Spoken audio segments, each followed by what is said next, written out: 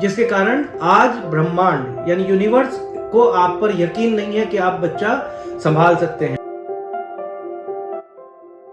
नमस्कार मित्रों, हमारे शास्त्रों में एक बात वर्णित है, कहा गया है कि अक्रोधेन जयेत क्रोधेन साधु साधुनाम जयेत जयेत कदर्यम दानेन सत्येन चानृतम। इसका मतलब ये होता है कि हमें क्रोध पर जब अगर विजय प्राप्त करनी है तो आपको थोड़ी सौम्यता से ही आप प्राप्त कर सकते हैं। अगर आप सौम्य नहीं है, आप भी क्रोध कर रहे हैं, तो वो फिर बात विवाद में बदल जाएगी, विवाद में कन्वर्ट हो जाएगी। ऐसे ही कंजूस है तो उसके आगे आप दान देते चले जाएं तो एक दिन उसे भी लगता है कि यार मुझे भी दे देना चाहिए। असत्य कोई बोलता है तो आप सत्य पर टिके रहें, तो आप उस असत्य को काट सकते हैं, उसको आप हरा सकते हैं, उसको आप आपकी बात मानने पर मजबूर कर सकते हैं। तो कुल मिलाकर क्या है कि हमारे यहाँ जो भी चीजें होती हैं, विरोध को हमने हमेशा समर्थन के साथ जीता है। हमें कोई विरोध करता है तो हम उसका विरोध करेंगे तो वो विवाद होगा। अगर आप उसका समर्थन करते हुए अपनी बात कहेंगे तो आपकी बात को सुना जाएगा। ठीक ऐसे ही ग्रहों का भी फेर है। ग्रहों के जो प्रभाव हैं उसमें जैसे हमारे जीवन में जिस चीज का योग आपकी कुंडली में कम है या नहीं है, जैसे संतानहीन योग, हमारे पास बहुत सारे लोग आते हैं जिनको संतान नहीं है। अब मेरा मानना यह है कि अगर आपको संतान नहीं है तो जरूर आपके प्रारब्ध में कहीं ना कहीं बच्चे के साथ आपके हाथ से कोई मिसबिहेव हुआ है। आपने किसी बच्चे के लापरवाही के कारण आपसे लापरवाही हुई है और किसी बच्चे की आकस्मिक मृत्यु हुई है। कुछ भी आपके प्रारब्ध यानी पूर्व जन्म में इस तरह की चीजें हो सकती हैं, जिसके कारण आज ब्रह्मांड यानी यूनिवर्स को आप पर यकीन नहीं है कि आप बच्चा संभाल सकते हैं। तो ऐसे योगों में हम बताते हैं कि आपको किसी न किसी अनाथ आश्रम में जाना चाहिए।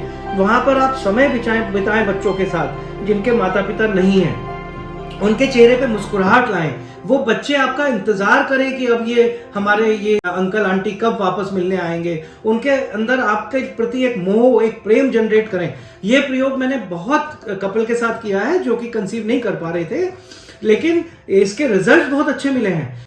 ठीक इसी तरह से भूमि भवन के लिए जो लोग विवादों में घिरे हुए हैं, जो लोग कोर्ट कचहरी मुकदमेबाजी में फंसे हुए हैं, और खास करके वो लोग जो गिल्ट हैं, जिनको पता है कि गलती हमारी है पर फिर भी वो अड़े हुए हैं, तो उन लोगों को भविष्य में कभी भी भूमि भवन का लाभ नहीं मिलेगा। वो कितना ही धन लेके घूमते रहेंगे। आपने बहुत से लोग देखे होंगे उनको मकान नहीं मिल रहे हैं।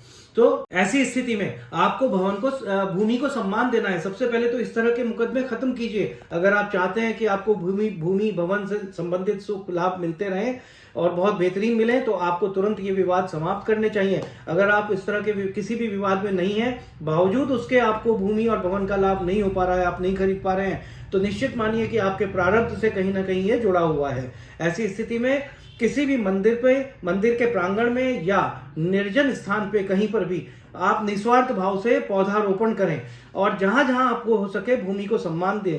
तो इस प्रकार से आप देखेंगे कि आपको भूमि और भवन से संबंधित लाभ जो है वो तुरंत प्राप्त होने शुरू हो गए।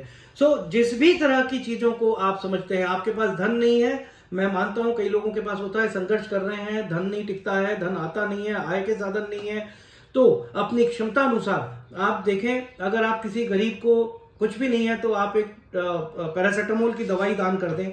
आप किसी अस्पताल में जाके किसी पेशेंट को या उसके तीमारदार को, उसके जो साथ में उसका कोई रिलेटिव है, उसको आप थोड़ी सी खिचड़ी डिब्बे में ले जाकर दान कर दें।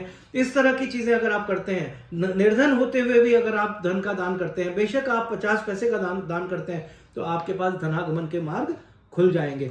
तो इस प्रकार के उपाय आप अपने जीवन में जरूर लागू करें और देखेंगे कि आप बहुत अच्छे से फल फूल रहे हैं और आपके जीवन में जो कमियां हैं वो दूर हो रही हैं। धन्यवाद। ऐसे ही एक वीडियो के साथ फिर वापस हम आपसे मुलाकात करेंगे।